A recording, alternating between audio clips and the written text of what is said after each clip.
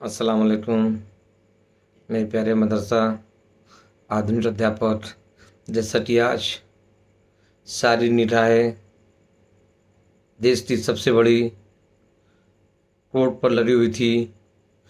आज फैसला आने वाला था, बहस चल रही थी और सारा चीज़ और सारा सिस्टम आप लोगों के सामने आ चुका है अब, और बिल्कुल अब क्लियर सारा चीज़ इससे पहले मैं बताया था स्पष्ट और क्लियर हो चुकी है।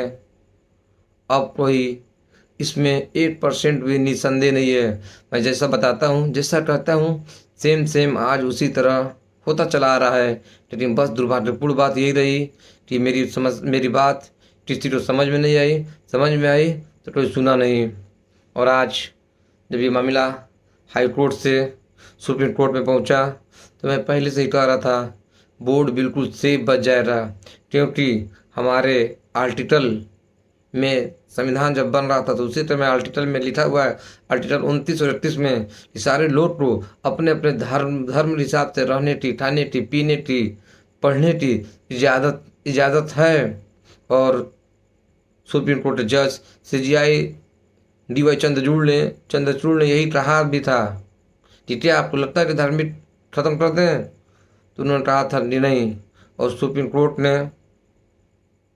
NCPCR को फटकार उसी समय लगाया था और रोक भी लगा दिया था। उसके बाद से उत्तर प्रदेश सरकार ने ये मानी थी एफिडेविट में कि मदरसे में 1 से लेकर 8 तक ले आधुनिक शिक्षा की पढ़ाई की जा रही है, हम पढ़वा रहे हैं।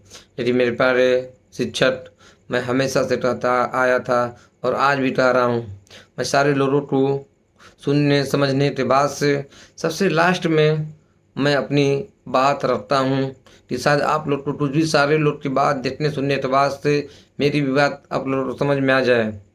तो मेरे प्यारे शिक्षक साथियों, मदरसा बोर्ड बच गया, फैसला सुरक्षित है, सिर्फ नाम पूर्ण बराबर फैसला सुरक्षित रखा गया है। लेकिन बहस के हिसाब से जो बहस हुई है उस हिसाब से मदरसा बोर्ड 100% बच गया। लेकिन मदरसा आधुनिक अध्यापक के बारे में एक जिक्र भी नहीं किया गया। जो मेन मकसद, जो मेन लड़ाई थी वो मदरसा आधुनिक अध्यापकों की थी कि पिछले 8 सालों से इनका मानदेय नहीं मिल रहा था और 8 सालों से हर जगह दौड़ भाग, ज्ञापन, चिट्ठी, लेटर देते चले आए मंत्री, विधायक, संतरी से, लेकिन इनकी समस्या कोई नहीं सुना। और यहाँ तक जब ये मामला हाई कोर्ट से सुप्रीम कोर्ट में पहुँचा, उस समय भी एडेड वालों से हम फ़ोन कॉल के मैं बात किया था जमा साहब से, लेकिन वहाँ पे भी हम मदरसा आधुनिक अध्यापकों की बात नहीं रखी रही। और आज मदरसा आधुनिक अध्यापक बाहर हो चुके हैं। न्यायालय में जो जाएगा उसी को न्याय मिलेगा। फेसबुक पे, व्हाट्सएप पे, यूट्यूब पे वीडियो बनाने से न्याय नहीं मिलेगा।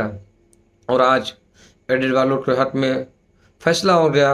और मैं आप लोगों की मेरी बात आप लोगों को कड़वी लगती है, लेकिन मैं सच बोलता हूँ। और आज इस सुप्रीम कोर्ट के हिसाब से मदरसा आधुनिक अध्यापक भी, ये तो पहले से ही सेंट्रल गवर्नमेंट ने इनको 2 साल पहले बाहर कर दिया। राज्य सरकार ने 1 साल के बाद इनको बाहर किया। और आज सुप्रीम कोर्ट में भी लंबी बहस चली, फैसला आया और मदरसा आधुनिक शिक्षक का एक भी बात उसमें जिक्र नहीं किया गया। इनको बाहर करने का 8 साल का मानदेय बाकी है, बता देने लेने के बारे में कहीं कुछ जिक्र नहीं किया।